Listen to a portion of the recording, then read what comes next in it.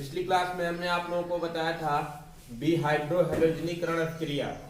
विहाइड्रोहैलोजनीकरण क्रिया में हमने बताया था कि पिछली क्लास में आप लोगों को विहाइड्रोहैलोजनीकरण क्रिया में हमने आप लोगों को क्या बताया था? हमने आप लोगों को बताया था कि कोई भी एल्किल हैलाइड होता है, जैसे R bond CH2 bond CH2 bond Br, इसका हम किसके साथ क्रिया करा देते हैं? एल्कोहलीय KOH के साथ। एल्कोहलीय KOH का मतलब यहाँ पर एथेनॉल भी उपस्थित होता है। एल्कोहलीय KOH के साथ क्रिया करा देते हैं तो यहाँ से निकल जाता है क्या आपका KBr, और यहाँ से निकल जाता है OH, और फिर यहाँ से निकल जाता है आपका H, और यहाँ पर एक कार्बन की वैलेंसी खाली, यहाँ पर एक कार्बन की वैलेंसी खाली, अर्थात बन जाता है R bond CH double bond CH2 plus KBr, और प्लस क्या निकलता है आपका H2, अर्थात एल्कीन श्रेणी का सदस्य प्राप्त होता है। यहाँ पर हाइड्रोजन के साथ में हाइड्रोजन भी निकल रहा है। इस एल्किल हैलाइड से हाइड्रोजन के साथ में हाइड्रोजन भी निकल रहा है, इसलिए इसको बोलते हैं क्या है हम? विहाइड्रोहैलोजनीकरण की प्रक्रिया बोला जाता है। जैसे देखिए कोई कंपाउंड है, जैसे आपका है CH3 bond CH2 bond Br, इसकी एक क्रिया करा देते हैं KOH के साथ, और यहाँ से C2H5OH की बात करते हैं, लगाते हैं, तो यहाँ से निकल जाता है KBr, और यहाँ से एक हाइड्रोजन निकल जाएगा और OH बना लेगा क्या आपका H2O। यहाँ पर दोनों के बीच में डबल बांड आ जाएगा, मतलब CH2 double bond CH2 plus H2O plus क्या निकल जाता है आपका KBr की प्राप्ति हो जाती है। इतना हमने बता दिया था। फिर हमने बताया था कि तृतीयक एल्किल हैलाइड का विहाइड्रोहैलोजनीकरण की प्रक्रिया सेट-जैफ के नियमानुसार होती है। बताया था ना? तृतीयक एल्किल हैलाइड, द्वितीयक एल्किल हैलाइड के विहाइड्रोहैलोजनीकरण की प्रक्रिया किसके अनुसार होती है? सेट-जैफ के नियमानुसार होती है। जैसे मान लीजिए एक एल्किल हैलाइड है CH3 bond CH2 bond CH bond CH2 bond Br, है ना, और यहाँ पर क्या है आपका, हमने बताया था आप लोगों को, ये यहाँ पर लगाइए आप क्या CH3 लगाइए, इस तरीके का लिखिए, यहाँ Br ना लगा करके यहाँ लगाइए क्या आपका, यहाँ पर CH2,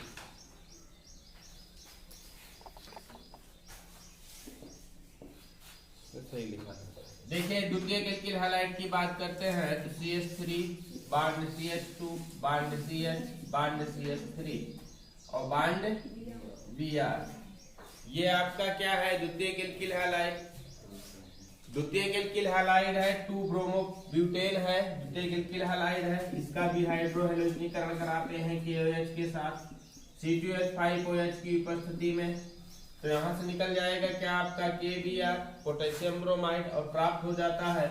हमने बताया है कि हाइड्रोजन परमाणु का विलोपन उस निकटवर्ती कार्बन परमाणु के साथ होता है जिस पर पहले से ही हाइड्रोजन परमाणु की संख्या न्यूनतम होती है। हाइड्रोजन परमाणु या तो यहाँ से निकले या तो यहाँ से निकले, यही तो होगा। लेकिन सेट-जैफ के नियम में बताया गया है कि हाइड्रोजन परमाणु वहां से निकलता है जिस पर पहले से हाइड्रोजन परमाणु की संख्या कम होती है, तो यहाँ से कम होगी तो यहाँ से निकल जाएगा, हाइड्रोजन यहाँ से निकल जाएगा, OH यहाँ से निकल जाएगा, बन जाएगा H2O, और बना लेगा आपका KBr, और इन दोनों के बीच में क्या आ जाएगा? डबल बांड आ जाएगा, मतलब CH3 bond CH double bond CH bond CH3 plus क्या निकल जाएगा आपका KBr प्लस क्या निकल जाएगा आपका H2O। इसे बोलते क्या है हम?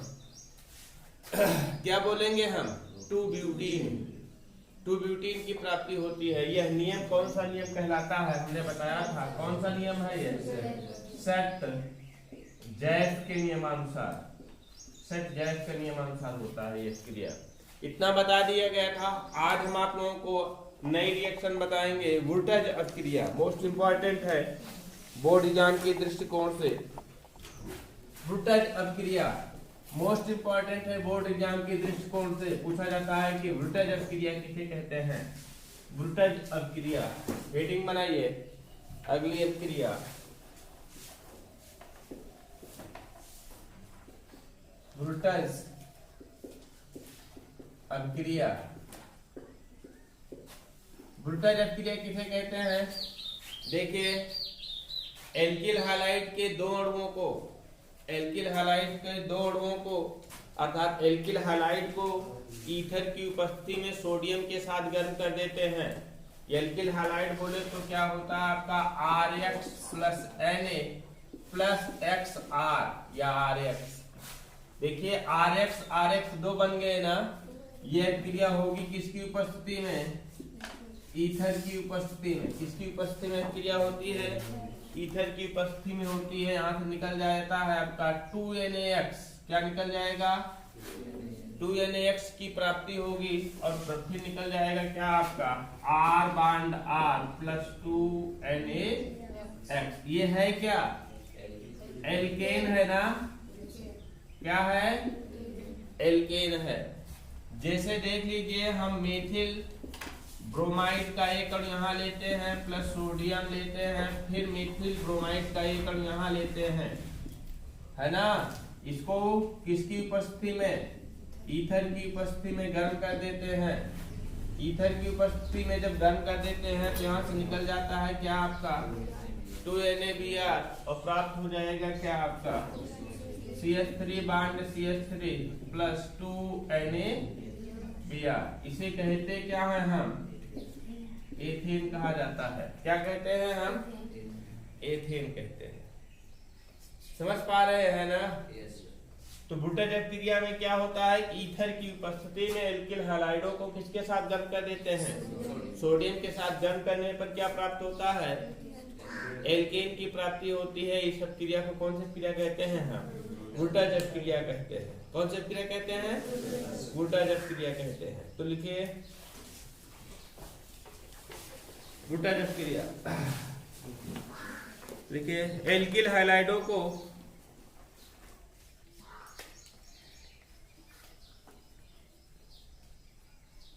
ईथर की उपस्थिति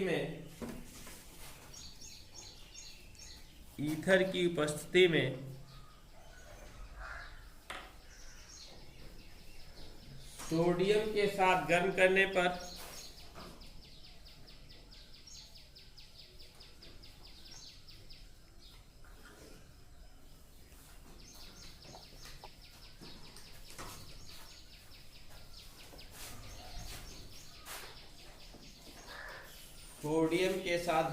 पर एल्केन बनती है।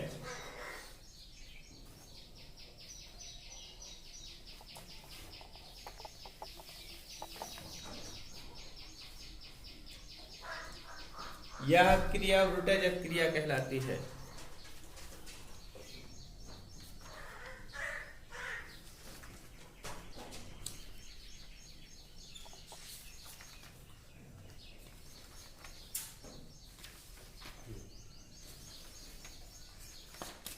यह क्रिया वोल्टेज अपक्रिया कहलाती है। नोट कर लीजिए देखकर, और इसको लिख लीजिएगा इंपॉर्टेंट। पूछा जाता है वोल्टेज अपक्रिया के बारे में।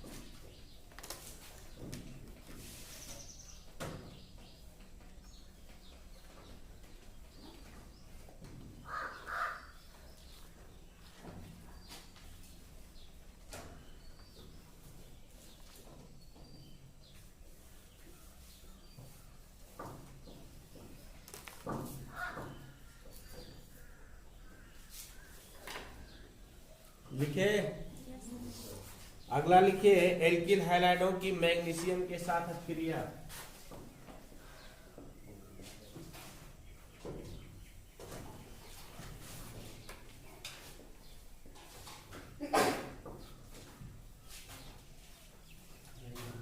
एल्किल हैलाइड की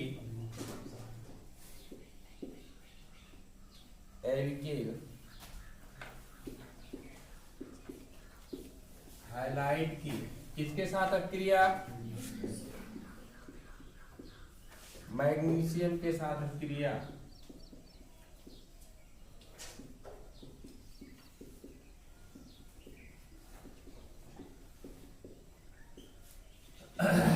ये भी एक इंपॉर्टेंट कंपाउंड का निर्माण करता है। जब एल्किल हैलाइड की मैग्नीशियम के साथ क्रिया कराते हैं किस तरीके से? एल्किल हैलाइड की बात करते हैं तो RX क्या होता है? एल्किल हैलाइड इसकी क्रिया किसके साथ करा देते हैं? मैग्नीशियम के साथ करा देते हैं। किसकी उपस्थिति में होती है इसको भी ध्यान में रखिएगा। शुष्क डाई एथिल ईथर की उपस्थिति में, शुष्क डाई एथिल ईथर की उपस्थिति में क्रिया होती है। तो एल्किल समूह के साथ सीधा क्या जुड़ जाएगा? मैग्नीशियम और हाइड्रोजन भी जुड़ा रहेगा, अर्थात प्राप्त होगा RMgX। जिसे क्या कहते हैं जानते हैं? जिसे कहा जाता है ग्रिग्नार्ड अभिकर्मक। ध्यान से समझिएगा, RMgX क्या कहलाता है? ग्रिग्नार्ड अभिकर्मक कहलाता है। अगर इसको ऐसे देखा जाए तो क्या नाम होगा? R का मतलब क्या? एल्किल क्या होगा?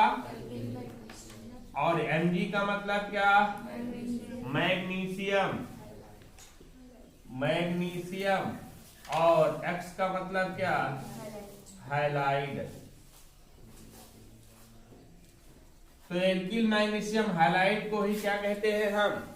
ग्रिग्नार्ड अभिकर्मक। यह एक कार्ब धात्विक यौगिक है। ध्यान से समझिएगा हमारी बात को। ग्रिग्नार्ड अभिकर्मक को क्या कहते हैं? कार्ब धात्विक यौगिक। कार्ब धात्विक यौगिक क्यों कहते हैं? क्योंकि यहाँ पर मैग्नीशियम धातु सीधे किसके साथ जुड़ता है? एल्किल समूह के कार्बन परमाणु के साथ जुड़ता है, इसलिए इसको बोला क्या जाता है? कार्ब धात्विक यौगिक। कोई भी ले लीजिए एल्किल हैलाइड, जैसे मान लीजिए हम लेते हैं एथिल ब्रोमाइड CpS5Br लेते हैं, इसकी क्रिया मैग्नीशियम के साथ करा देते हैं। किसकी उपस्थिति में? शुष्क डाई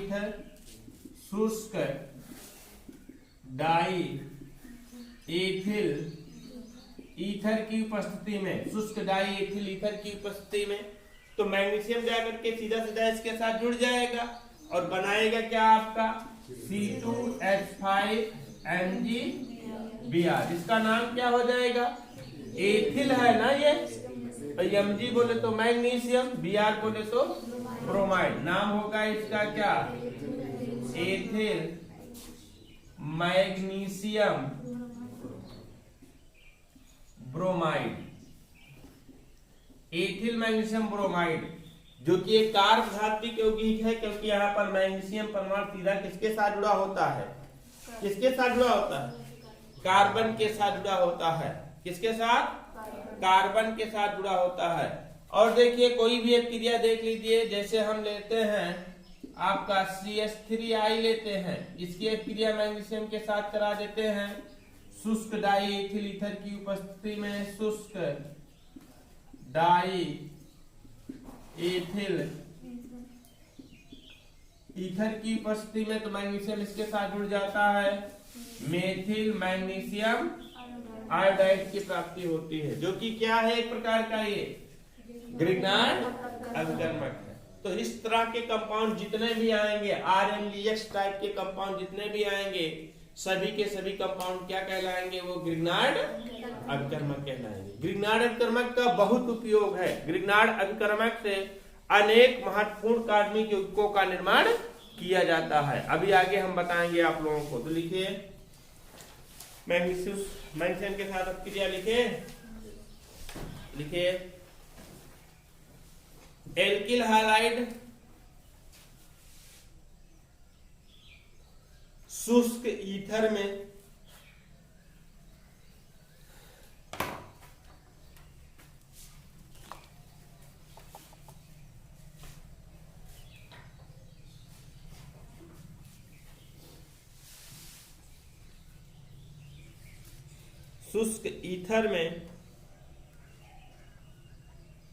मैग्नीशियम के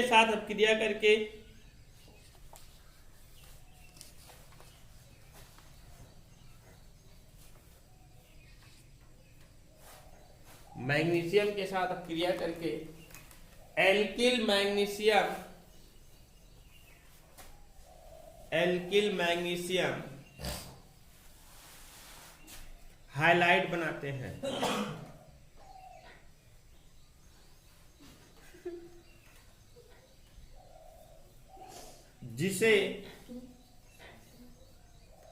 जिसे क्या कहते हैं? ग्रिग्नार्ड अभिकर्मक कहते हैं।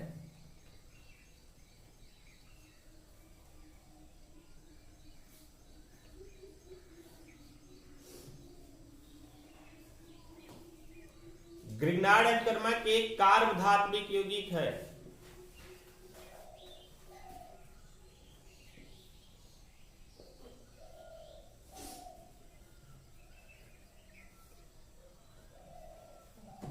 कैसा यौगिक है? कार्बधात्विक यौगिक है।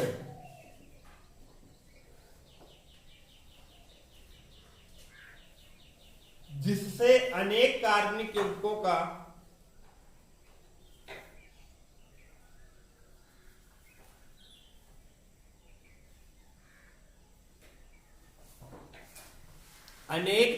यौगिकों का निर्माण किया जाता है।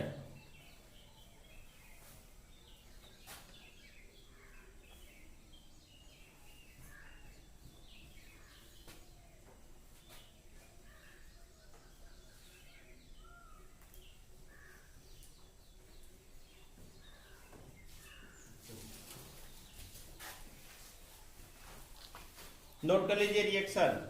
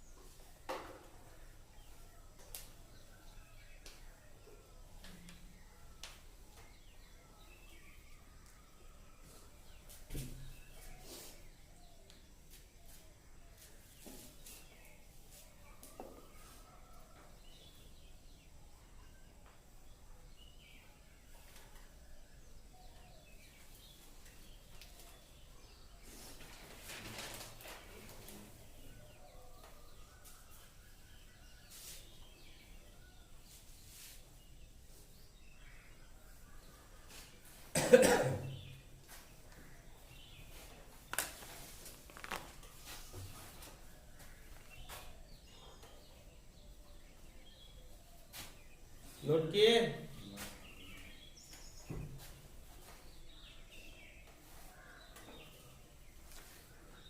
समय देखते रहिएगा।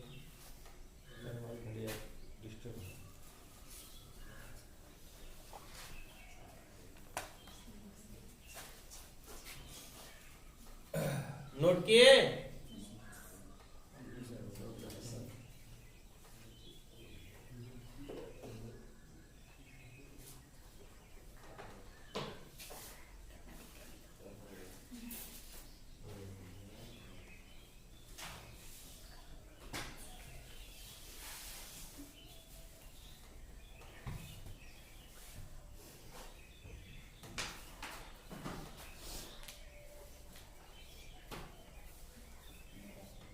नोट किए?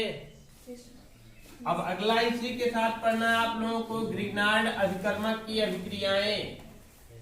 हेडिंग बनाइए, ग्रिग्नार्ड अभिकर्मक की अभिक्रियाएं।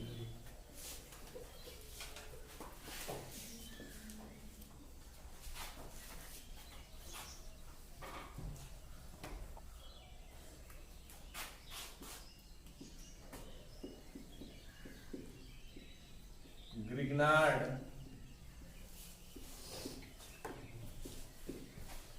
अभिकर्मक की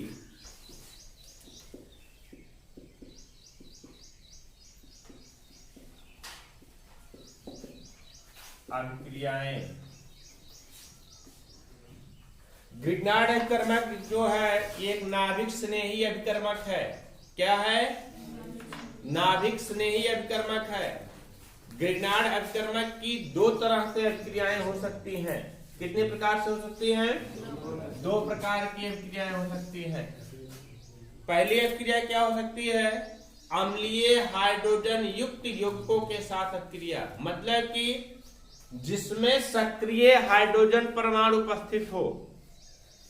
किसके साथ अभिक्रिया हो सकती है? अम्लीय हाइड्रोजन या सक्रिय हाइड्रोजन युक्त यौगिकों के साथ अभिक्रिया। पहली अभिक्रिया कौन सी होती है आपकी? ग्रिग्नार्ड अभिकर्मक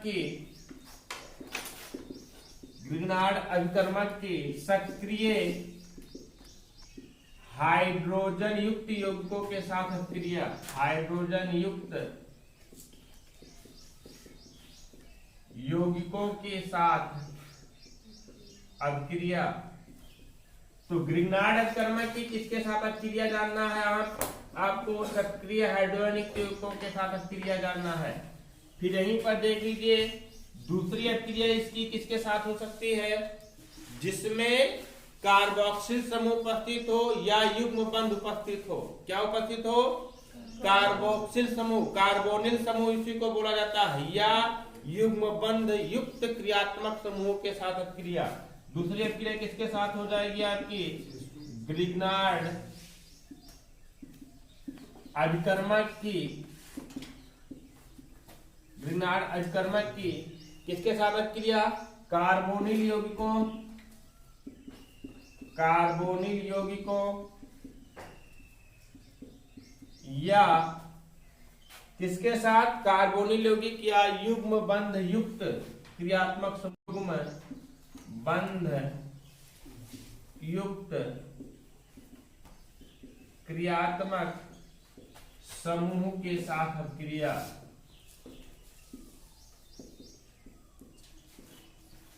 पहला देखिए ग्रिग्नार्ड अभिकर्मक की उसके साथ अभिक्रिया कराना है जिसमें क्या हो? सक्रिय हाइड्रोजन परमाणु हो। अब सक्रिय हाइड्रोजन परमाणु होगा किसमें? जल में भी होगा।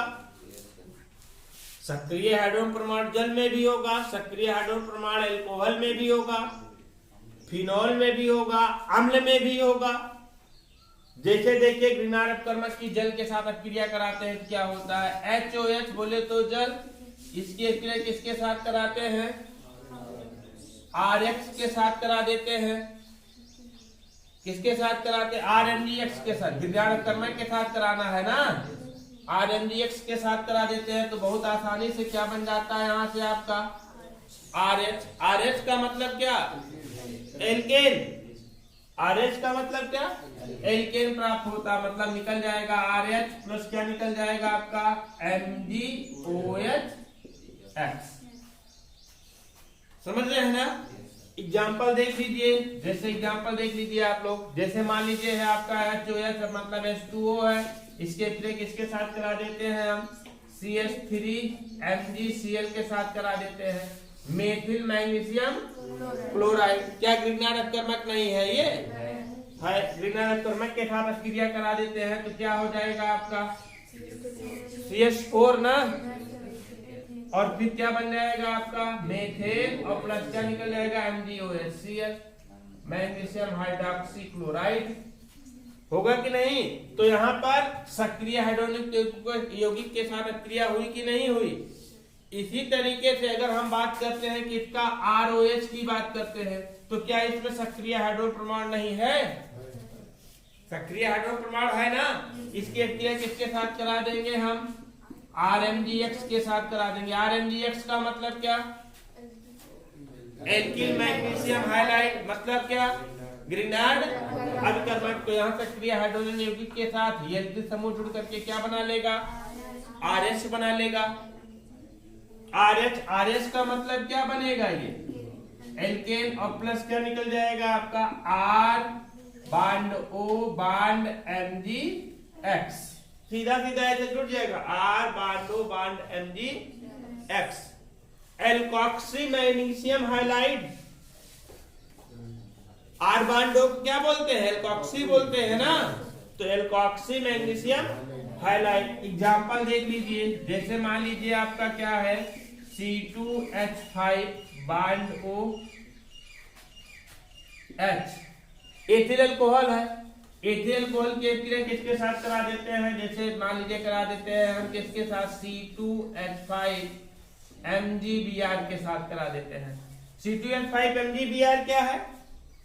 Ethyl magnesium bromide. ग्रिग्नार्ड कर्मक है कि नहीं है? इसके क्रिया कराते हैं तो क्या निकल जाता है यहां से? C2H6 निकल जाएगा। बोलो, C2H6 निकल जाएगा।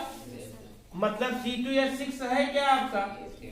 एथेन की प्राप्ति हो जाती है। और फिर क्या निकल जाता है? C2H5OMgBr। मतलब क्या निकल जाएगा? C2H5 bond O bond MgBr। मतलब ये क्या है?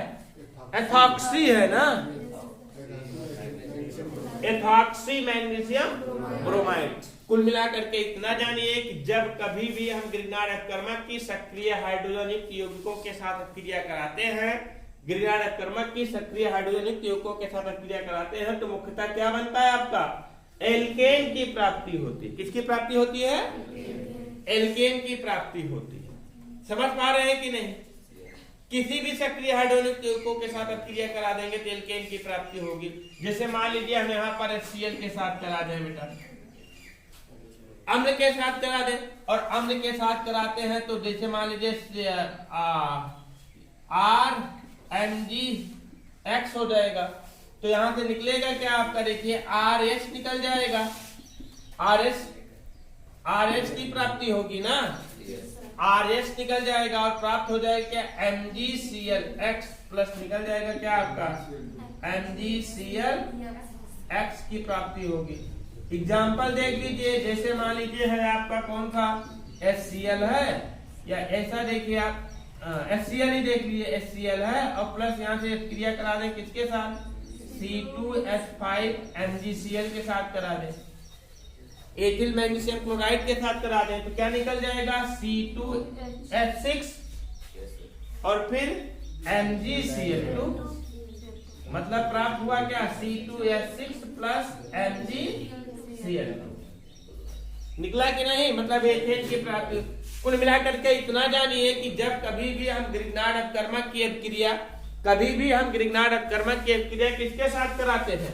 सक्रिय हाइड्रोजन यौगिकों के साथ कराते हैं, तो मुख्यतः आपका बनता क्या है? एल्केन बनता है। क्या बनता है? एल्केन बनता है। लेकिन अगर हम किसके साथ क्रिया कराएं? किसके साथ? कार्बोनिल युक्त यौगिकों के साथ। अब समझिए बेटा कि कार्बोनिल युक्त यौगिक किसे कहते हैं? जिसमें कार्बोक्सिल समूह उपस्थित होता है। क्या उपस्थित होता है?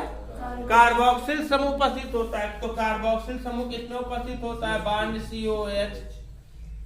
इसमें कार्बोनिल समूह उपस्थित है। कैसे? Bond C double bond O bond O bond H। ये कार्बोनिल समूह उपस्थित है ना। या किसमें? देखिए बांड CHO की बात करते हैं, इसमें भी कार्बोनिल समूह उपस्थित है, C double bond O bond H। Carbonyl समूह जानते हैं क्या होता है? कार्बोनिल समूह आपका यही होता है। इसे कहते क्या है? कार्बोनिल समूह।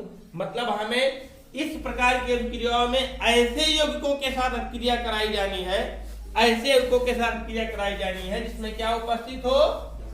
कार्बोनिल समूह उपस्थित हो, या कार्बोनिल समूह उपस्थित हो, या क्या उपस्थित हो? डबल बांड उपस्थित।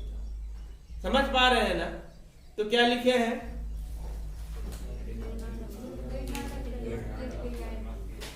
ग्रिग्नार्ड अपकर्मक की अभिक्रियाएं लिखिए। ग्रिग्नार्ड अपकर्मक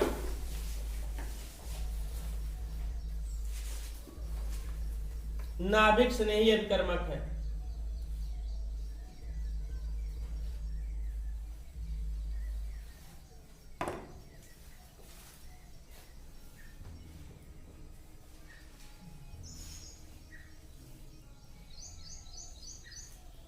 इसकी अभिक्रियाएं मुख्यतः दो प्रकार से होती है।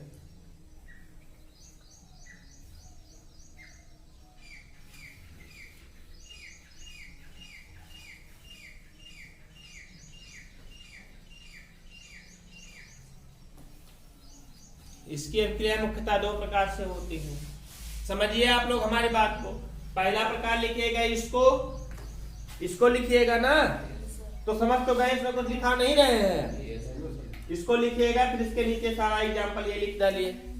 फिर दूसरा प्रकार ये हेडिंग डाल करके छोड़ दीजिएगा, इसके बाद कल हम बताएंगे। ठीक है, समझ में आ गया है ना ये? हाँ ठीक, बाकी कल बताते हैं इसके आगे का हम।